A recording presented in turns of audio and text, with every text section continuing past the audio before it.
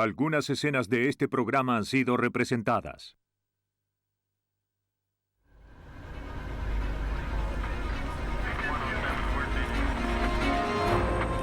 Un cuerpo no identificado aparece en un bosque de Carolina del Norte.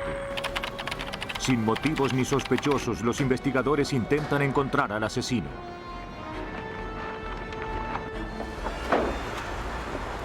En California, un ama de casa es detenida.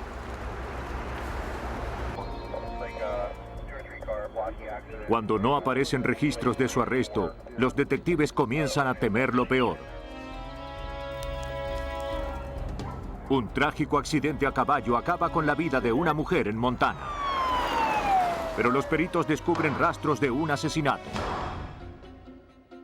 Cuando la escena de un crimen arroja pruebas vagas, los detectives deben reconstruir sus casos de otra manera. La ciencia forense ha descubierto formas de revelar las causas, exponiendo a quienes matan por amor o por dinero.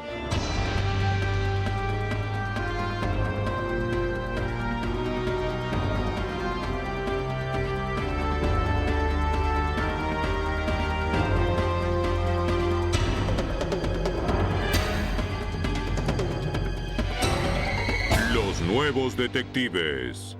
Casos estudiados por la ciencia forense. Hoy presentamos Por amor o por dinero. La zona noroeste de Carolina del Norte está dominada por un terreno escabroso. Su paisaje nunca había sido afectado por los problemas de la vida en la ciudad. Eso estaba por cambiar. El 7 de enero de 1994, un trabajador del Departamento de Transportes investigaba el terreno cercano a una carretera rural. Hizo un descubrimiento macabro.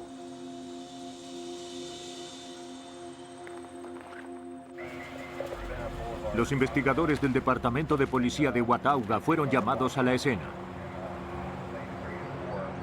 Escondido entre la maleza encontraron un cuerpo.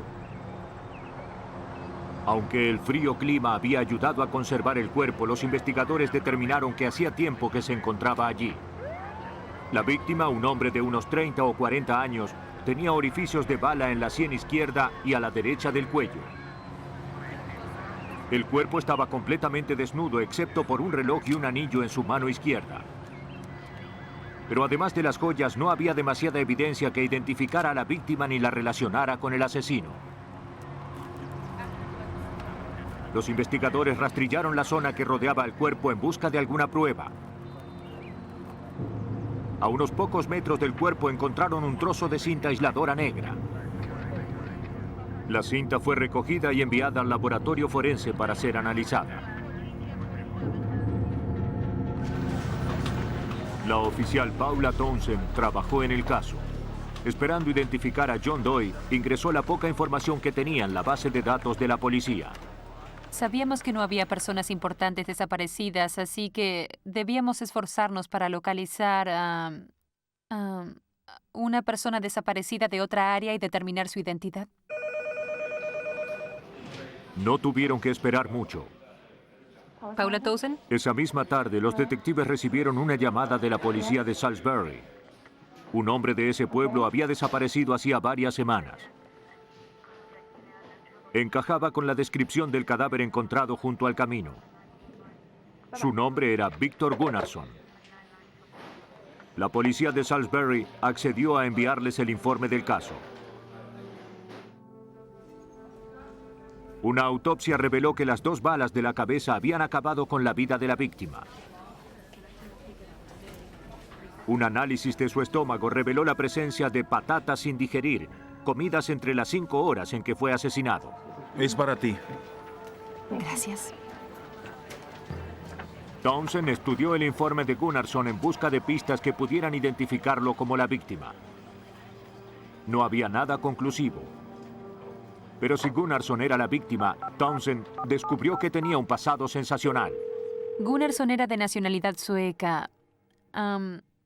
Había llegado a los Estados Unidos en busca de asilo político porque había sido acusado criminalmente de haber asesinado al primer ministro Olof Palme en Suecia hace algunos años. Gunnarsson había sido el principal sospechoso del asesinato, pero fue liberado cuando ningún testigo pudo identificarlo como el asesino.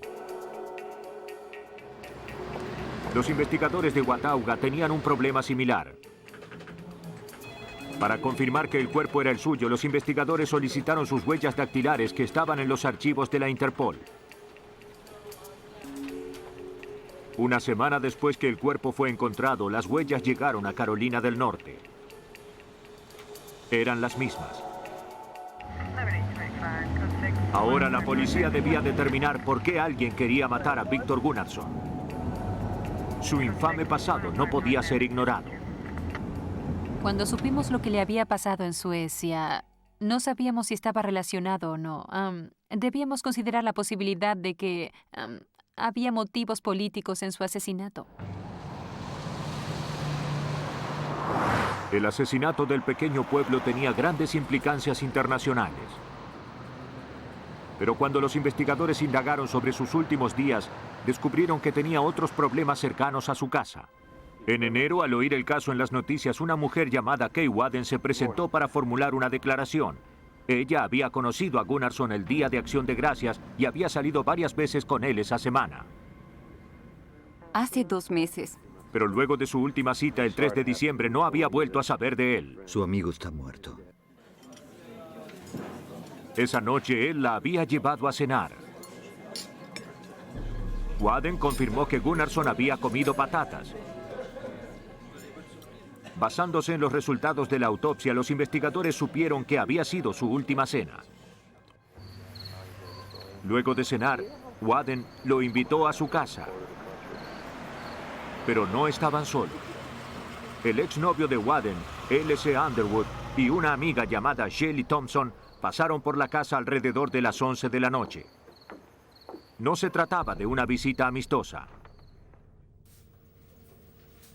Kay Waden le describió su tormentosa relación de 2 años con Underwood a la policía. Aunque habían terminado, él se negaba a dejarla salir de su vida. La teoría de que Gunnarsson era el objetivo de un asesinato político perdía credibilidad. Los obsesivos celos de L.C. Underwood lo convirtieron en el principal sospechoso del asesinato del sueco, pero no sería un caso fácil de seguir. Además de ser un sospechoso, también era policía. Acusar a un oficial de policía es muy complicado. Si las sospechas de los investigadores sobre Underwood eran erróneas, destruirían la vida profesional y personal de un colega. Pero si eran correctas, estarían peleando cuesta arriba contra alguien que sabía cómo ocultar las pruebas. Para armar su caso, los investigadores debían mantenerse alejados de Underwood. En lugar de confrontarlo directamente, los detectives comenzaron a indagar a las personas cercanas a él. Shelley Thompson había estado en el auto cuando el sospechoso pasó junto a la casa de Waden. Underwood le había dicho que le hacía un favor a un amigo cuando pasó con el auto y anotó el número de la matrícula de Gunnarsson. No sé qué casa. Thompson dijo que cuando volvieron a su casa, ella llamó a la policía y le pidió a un colega información sobre la matrícula. Si lo llega a contactar... Los investigadores confirmaron que el nombre y la dirección de Gunnarsson se le habían dado a Underwood esa misma noche. ¿Tiene tiempo para hacerlo ahora? Sí. La información era suficiente para que la policía consiguiera una orden de allanamiento para la casa de Underwood. Estaban por enfrentarse a un oficial de policía y al principal sospechoso de la investigación del asesinato. Pueden revisar la despensa. Mike, ven conmigo. Mientras revisaban su casa, los investigadores le preguntaron a Underwood si sabía sobre el asesinato de Víctor Gunnarsson. Este no solo negó tener conocimiento del asesinato, sino que dijo no haber oído nunca ese nombre. El sospechoso fue atrapado mintiendo, pero eso no probaba el asesinato. Bien, continúen. Los investigadores necesitaban pruebas físicas contundentes para conectarlo con el crimen. Revisen desde el pasillo hasta la secadora. La búsqueda inicial de la inmaculada casa no contribuyó con el caso. Si Underwood había matado al sueco, había sido muy ingenioso y organizado como para dejar un arma humeante. La única manera de atraparlo sería encontrando pistas menos obvias en sitios menos esperados. Detrás de la lavadora notaron algo que habían visto antes. Un trozo de cinta aisladora negra como la que encontraron cerca del cuerpo de Víctor Gunnarsson. Bien.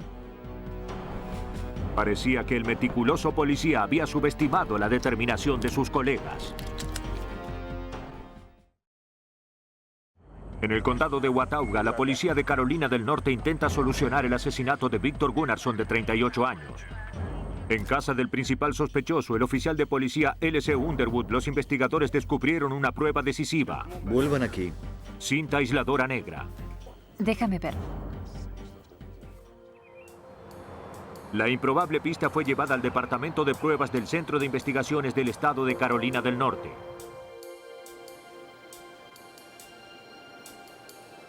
Los técnicos compararon la muestra con la cinta hallada en la escena del crimen. El especialista en pruebas, Troy Hamlin, estudió y comparó las características de ambas muestras. Se compararon las dimensiones físicas. También se comparó el ancho, el grosor y la composición, características inorgánicas y orgánicas. Ambas muestras coincidían en todo esto, por lo tanto, las dos pruebas debían pertenecer al mismo rollo de cinta. Fue un descubrimiento clave, pero el caso contra Underwood no podía basarse solo en la prueba de la cinta. Mira allí. Los detectives necesitaban una prueba física que lo involucrara al sospechoso directamente con la víctima. Busquen cualquier pista de lo que haya pasado. De acuerdo. Obtuvieron una orden para registrar su auto. Sí, aquí. Pero como su casa, el vehículo estaba impecablemente limpio. Hasta el maletero estaba limpio. Aún así, los investigadores se negaron a darse por vencidos. El revestimiento del maletero fue retirado y enviado al laboratorio para ser analizado.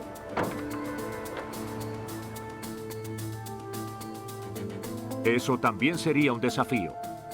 El revestimiento acababa de ser lavado y aspirado, eliminando una gran cantidad de pruebas en el proceso.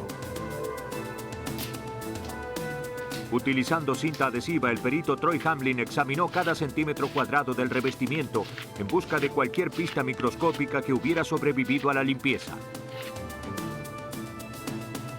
No descubrió nada. El veterano oficial de policía parecía que se saldría con la suya. Pero luego Hamlin descubrió una prueba minúscula que podría tener un valor enorme. Extrajo la raíz de un cabello apenas visible al ojo humano. Investigando más cuidadosamente esa zona del revestimiento, pudo extraer otros 17 cabellos. Los cabellos de la víctima y los encontrados en el revestimiento fueron colocados sobre un portaobjetos y analizados con un microscopio de comparación. El análisis microscópico mostró que los cabellos eran iguales. Los detectives finalmente tenían la pista que necesitaban. Pero si el caso iba a basarse en esta prueba microscópica, los investigadores necesitarían evidencias irrefutables. Los examinadores determinaron que el cabello contenía el material suficiente para un análisis de ADN. Las pruebas confirmaron que la secuencia de ADN del cabello encontrado en el maletero del vehículo del sospechoso era la misma que la extraída de la sangre de la víctima. ¡Policía! ¡Policía! ¡Levante las manos! Underwood estaba vinculado a la víctima. Las manos detrás de la espalda. Se consiguió una orden de arresto. ¡Vamos! El juego de Underwood del gato y el ratón había terminado. La policía especula que el 3 de diciembre, al haber visto a su exnovia con otro hombre, Underwood fue cegado por los celos. Durante la noche fue al apartamento de Gunnarsson y secuestró a su rival. Con su víctima amarrada dentro del maletero, Underwood condujo más de una hora hasta llegar al destino final de Gunnarsson. Le disparó a Gunnarsson 2 veces en la cabeza y luego comenzó a ocultar su crimen.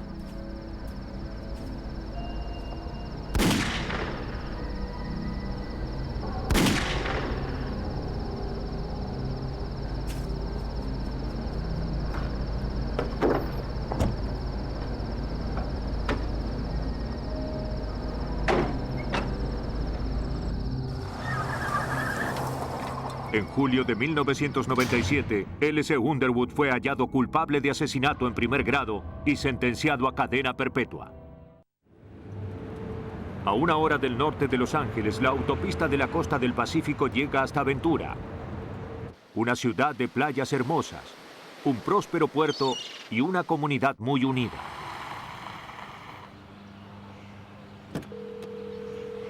El 6 de mayo de 1996, Michael Daly se comunicó con el Departamento de Policía de Ventura para denunciar que su esposa Jerry había desaparecido.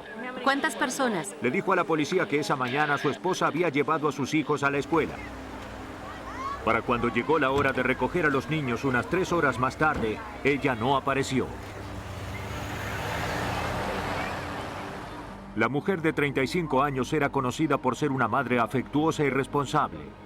No podía haberse olvidado de sus hijos. Él dijo que su esposa tenía planeado hacer unas compras ese mismo día. Nadie había sabido de ella desde entonces. El detective Sean Conroy del Departamento de Policía de Ventura trabajó en el caso. Sabía por experiencia que Jerry podría haber desaparecido a propósito. La reacción en un caso donde desaparece una persona es, generalmente, si se trata de un adulto, es que ellos quieren desaparecer. Pero los miembros de su familia no creían que Jerry había abandonado a sus hijos.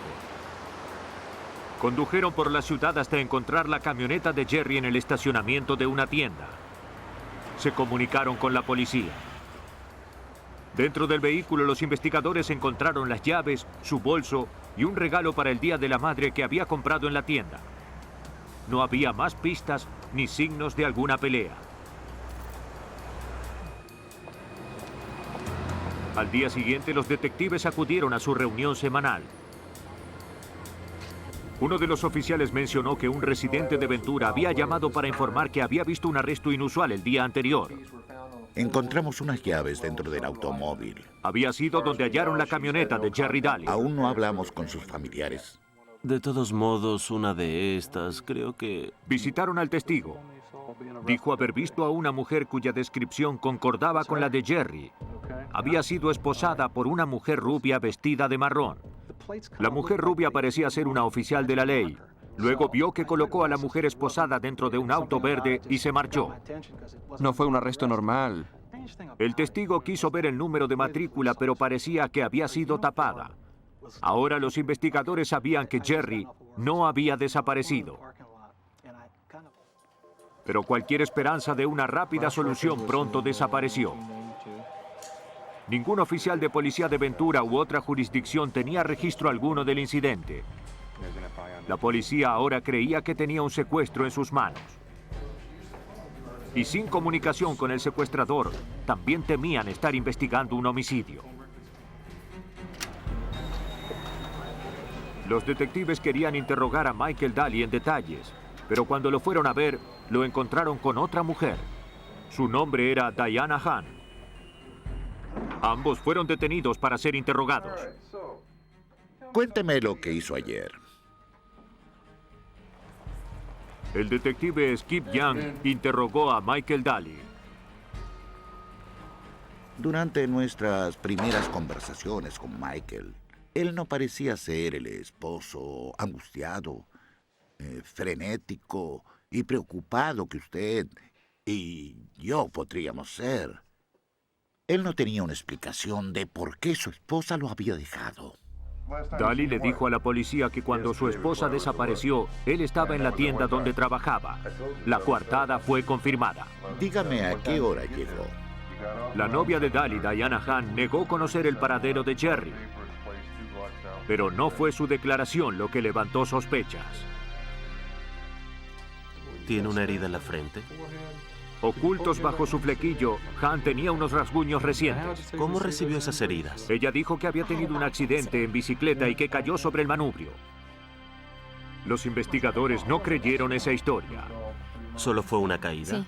Coloque la regla junto a la herida. Se tomaron fotografías de la herida.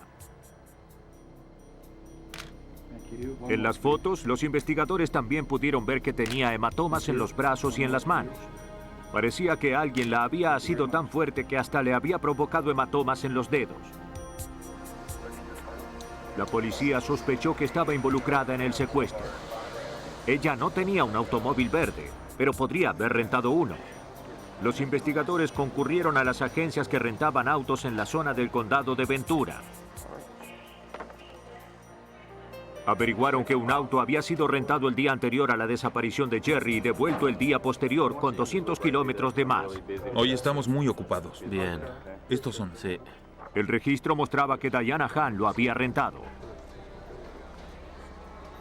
Su tarjeta de crédito había sido utilizada para pagar el auto y su firma estaba en el formulario. Bien. El detective Conroy esperaba que un examen del vehículo rentado lo ayudara a descubrir lo que le pasó a Jerry Daly. Aunque el secuestro había ocurrido al menos una semana antes de esto, la agencia de autos no había vuelto a rentar el auto. Preguntamos por qué. El auto había sido devuelto sin el espejo retrovisor que se encontraba dentro del automóvil. Los investigadores confirmaron que el auto rentado por Diana Hahn era verde, exactamente como había descrito el testigo. Lo llevaron al laboratorio de criminología de Ventura. Allí los criminólogos estudiaron el vehículo en busca de rastros de Jerry Daly. Por todo el automóvil vieron manchas. Parecían ser manchas de sangre. Para averiguarlo, los técnicos usaron hisopos humedecidos para recoger las muestras. En el laboratorio, las muestras se colocaron en un tubo con un químico que reacciona con la sangre. En presencia de sangre, el hisopo se torna verde azulado. Utilizando este método, el detective de policía de Ventura, Harry Scott, obtuvo muchos resultados conclusivos. Descubrimos que había sangre en el picaporte de la puerta del lado del acompañante. A pesar de que había sido lavado, también hallamos sangre en una parte del techo, en el interior del automóvil, y también hallamos sangre en el maletero.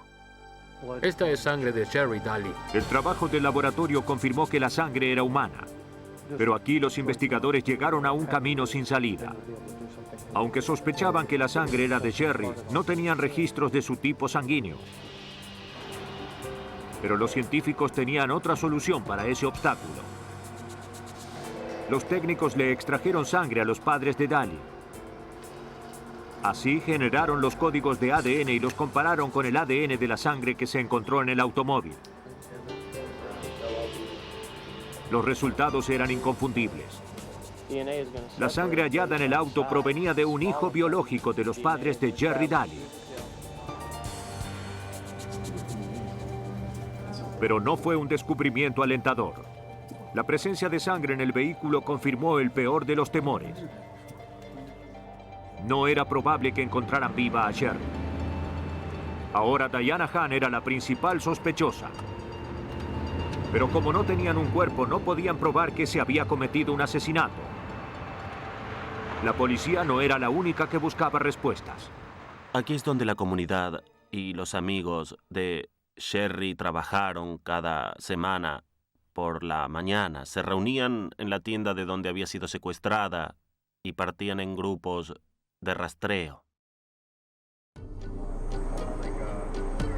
El 1 de junio, casi un mes después del secuestro, los rastreadores percibieron el hedor de la descomposición en un lugar remoto en las afueras de Ventura.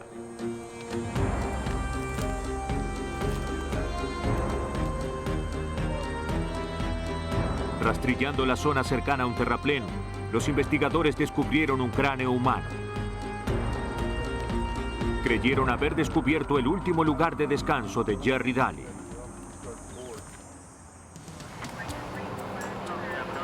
La policía de Ventura, California, continuó buscando a Jerry Daly, una joven esposa y madre de 2 hijos que había desaparecido súbitamente. Un mes después que su esposo la reportara como desaparecida, los investigadores creyeron que finalmente la habían encontrado. El grupo de búsqueda rastrilló la escena. En la zona donde se encontró el cráneo y restos óseos, también se encontraron algunas pertenencias. Los objetos fueron cuidadosamente recogidos con la esperanza de poder identificar a Jerry Daly. Los investigadores también encontraron atuendos iguales a los que usó Jerry la última vez que había sido vista. Esto demostraba muchas cosas. Pudimos relacionar la ropa con los huesos y determinamos que había numerosas puñaladas a través de la camisa y el sostén. Estas se apreciaban en las costillas de la víctima. Los registros dentales confirmaron que los restos pertenecían a Jerry Daly. Los análisis demostraron que quien la hubiera matado lo había hecho por venganza. Además de las múltiples puñaladas, su cuello había sido cortado con un objeto afilado. El examen médico concluyó que tras una vigorosa pelea, la víctima había sido prácticamente decapitada. Los resultados de la autopsia eran compatibles con las manchas de sangre halladas en el auto rentado por Diana Hahn. Si Hahn hubiera luchado con Daly, eso explicaría los rasguños y hematomas que tenía la sospechosa en la frente y los brazos durante el primer interrogatorio.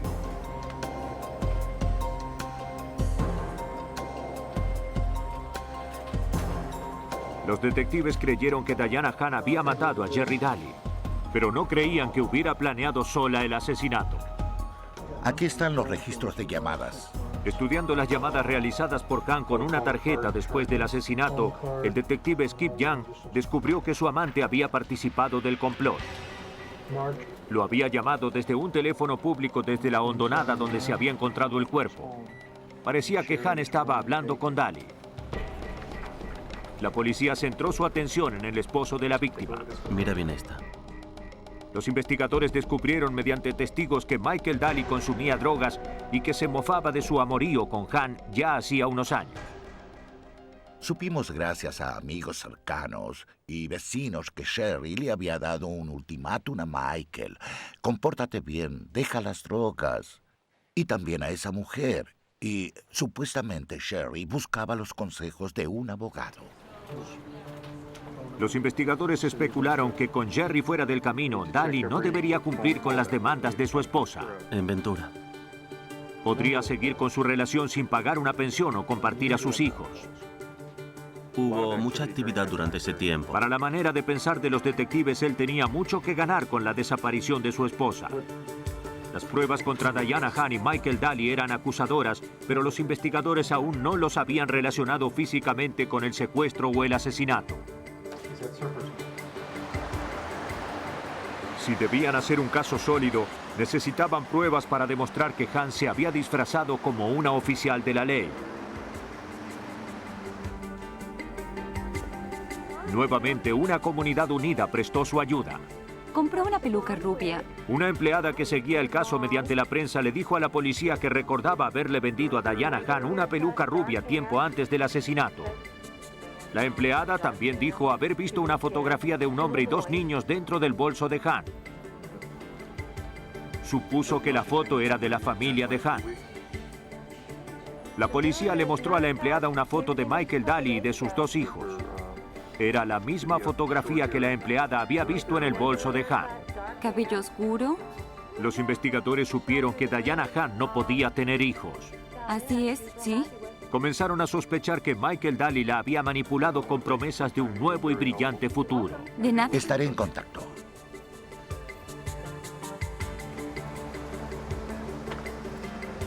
Los detectives continuaron construyendo el caso. Revisaron los registros financieros de Hahn, incluyendo copias de cheques. 1503. Uno de los cheques había sido extendido a una tienda solo días antes del asesinato. La lista de los objetos comprados incluía una cartulina, sacos de residuos, un uniforme marrón y un hacha.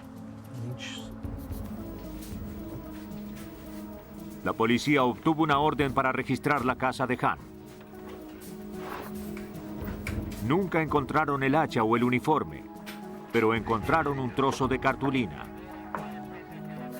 El código de barras de la cartulina era idéntico al que figuraba en el recibo. No podían saber por qué la cartulina estaba en la lista de compras hasta que examinaron la forma de la parte que había sido cortada.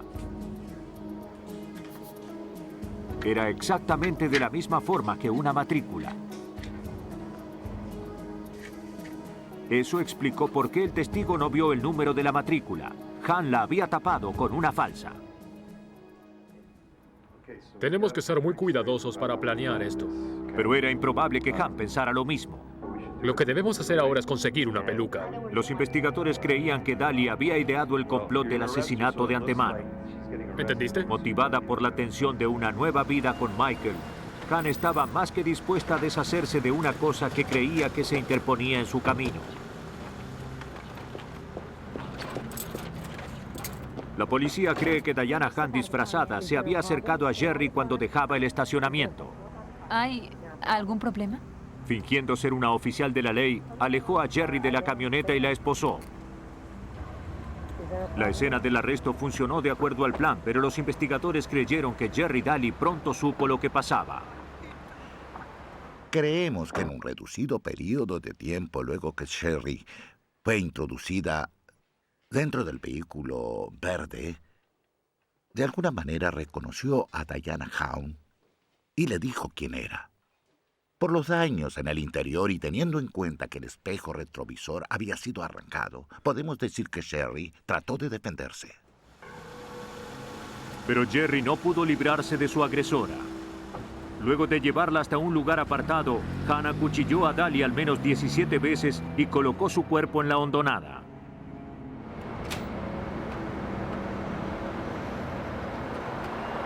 Diana Han fue arrestada por el asesinato de Jerry Daly el 1 de agosto de 1996. Desde su celda implicó renuentemente a Michael Daly como el cerebro del complot. Daly fue arrestado en el mes de noviembre. Aunque la investigación por el asesinato concluyó, Ventura siempre será perseguida por el trágico final de la joven ama de casa. Diana Han fue hallada culpable de asesinato en primer grado y secuestro. Fue sentenciada a cadena perpetua sin libertad condicional. Juzgado 6 meses después, Michael Daly también fue hallado culpable del asesinato de su esposa. También fue sentenciado a cadena perpetua. En el corazón de las montañas rocosas al oeste de Montana, el condado Mineral es conocido por su vida campestre. Pero un estilo de vida sencillo no es inmune a un accidente mortal. Buenos días. El 28 de noviembre de 1995, la esposa de Chris Hansen, Nanette, fue al establo para alimentar a unos caballos. ¡Despierta! Y nunca regresó a su casa. Hansen encontró a su esposa de 34 años yaciendo en el lodo. Estaba fría y pálida.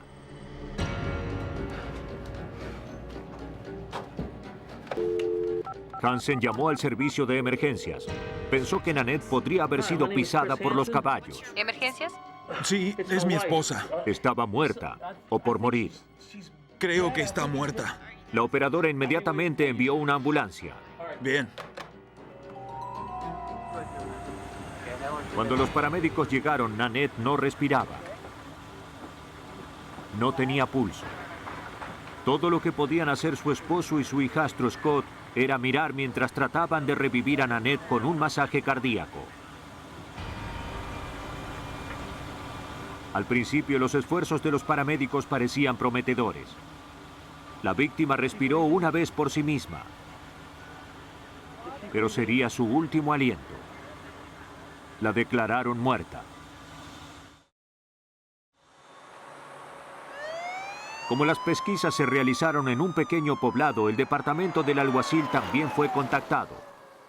Chris Hansen le dijo a los investigadores que encontró el cuerpo de Nanette en el sendero enlodado cercano a las pasturas de los caballos. Dijo que tras llamar al servicio de emergencias telefoneó a su hijo, Scott Davey, pero ya no podía hacerse nada. Debido a su esclerosis múltiple, no recordaba muchas cosas. Le tomé el pulso y estaba muerta. Si lo hubiera visto antes, tal vez podría haberle salvado la vida.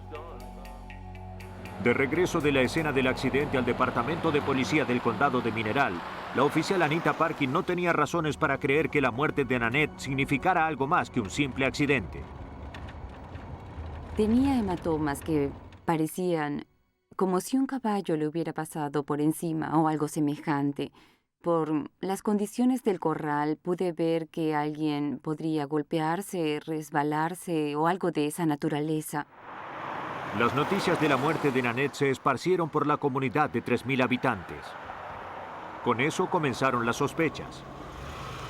En pocas horas, amigos y vecinos de la víctima llamaron a la oficina del alguacil para expresar su temor por la tragedia.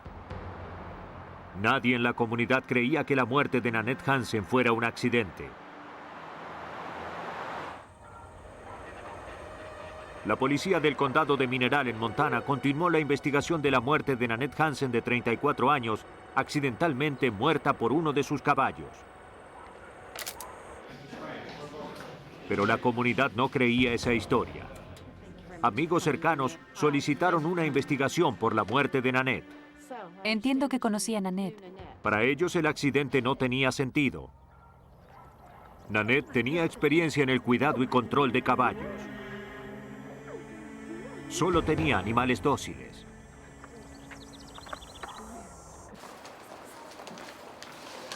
La oficina del fiscal del condado de Mineral recibía llamadas de los mismos amigos escépticos. Hasta ahora no había razones para las sospechas del pueblo. El fiscal Sean Donovan lo consultó con el departamento de policía. Decidieron que la única manera de disipar los rumores era hacerle una autopsia al cuerpo.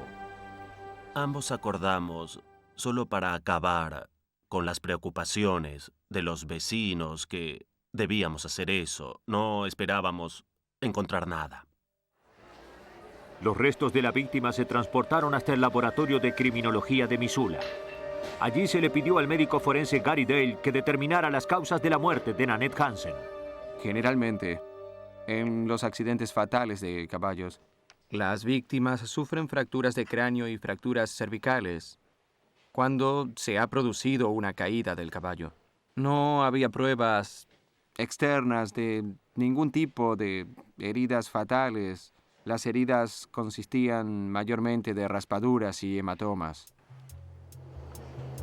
El cráneo de Nanette no estaba fracturado. Su espina dorsal estaba intacta. No tenía hemorragias severas. Las heridas encontradas eran relativamente menores. Un grupo de pequeños rasguños en la cabeza y un hematoma de 5 centímetros en su sien derecha.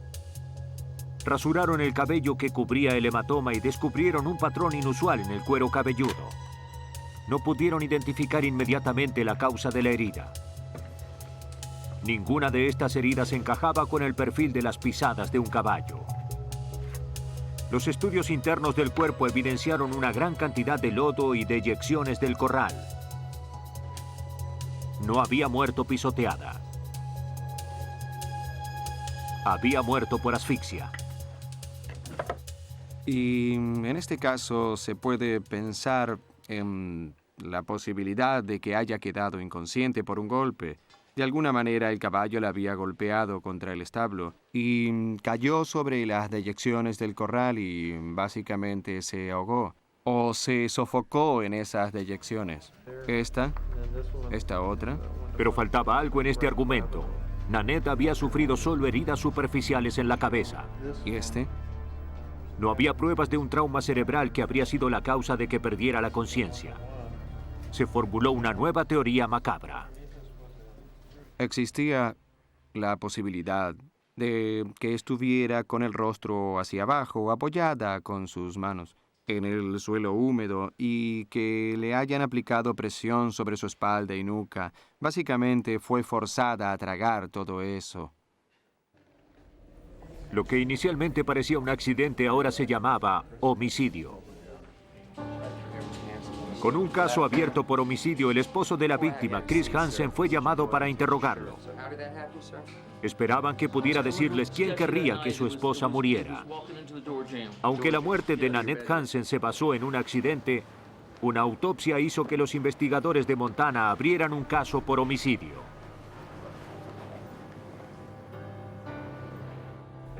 Los detectives interrogaron a su esposo, Chris Hansen. Los hematomas y rasguños que tenía el cuerpo de Nanette sugerían que había peleado hasta morir. Para averiguar si Chris Hansen se encontraba en el otro extremo de la riña, le pidieron que se quitara la camisa. Estaba cubierto de lo que parecían rasguños de uñas. ¿Y eso? Cuando le pidieron que explicara los rasguños, dijo que había tropezado y caído dentro de la casa. Hansen aseguró que con su esclerosis múltiple y su cercana ceguera, no había manera de que pudiera dominar físicamente a su esposa. Gracias. Aunque decía la verdad sobre su esclerosis, parecía que sobrepasaba su discapacidad. Luego, durante la investigación, supimos que podía jugar a los dados y ver los números. También podía pararse junto a una mesa de billar y saber qué número tenían las bolas y que había solicitado y recibido una licencia para cazar en 1994. Escriba su declaración sobre lo que pasó ese día. Aunque pudo tener dificultades para trabajar, los investigadores creyeron que era lo suficientemente fuerte como para vencer a su esposa. Los amigos de Nanette y sus compañeros dijeron que ella frecuentemente tenía hematomas y los ojos negros. Las cosas habían salido mal, descubrieron los investigadores, desde que el hijo de Chris, Scott Davey, había llegado al pueblo. El joven de 31 años no había visto a su padre desde que era un niño pequeño. Un año antes de la muerte de Nanette, él había llegado de visita y decidió quedarse. Rentó una casa remolque a unos minutos del lugar y comenzó a construir una cabaña en su propiedad.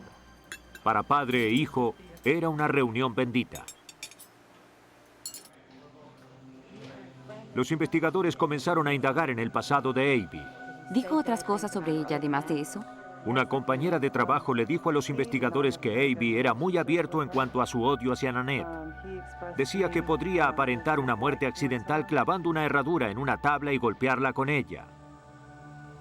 Dijo que haría lo que fuera por quitarle las manos de la propiedad de su padre y de su herencia.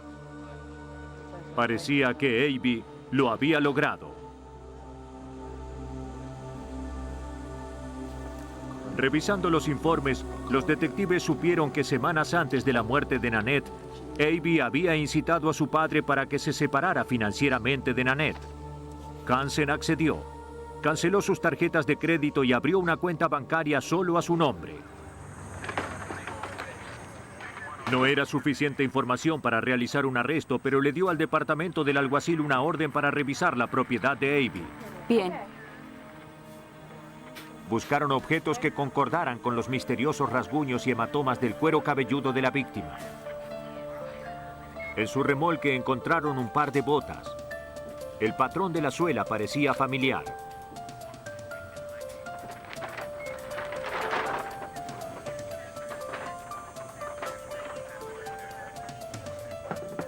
En el auto de Abby, los detectives hicieron otro descubrimiento: un arma casera llamada cachiporra. Un saco de cuero relleno con objetos metálicos.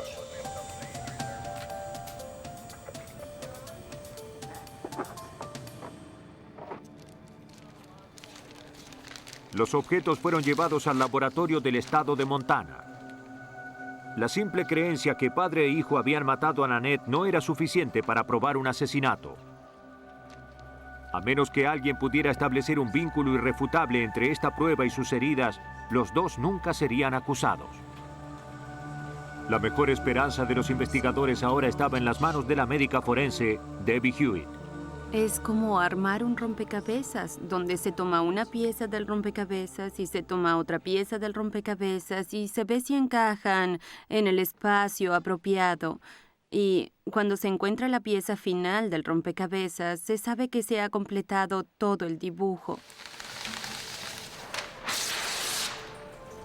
Hewitt comenzó los análisis con las botas.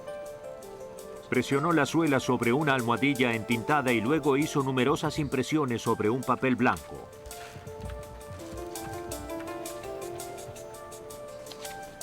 Estas huellas se transfirieron a una limpia hoja de acetato.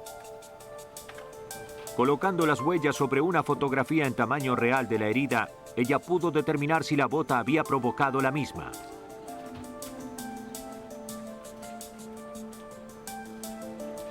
El patrón de la suela de la bota de Abby coincidía con la herida en la cabeza de Nanette.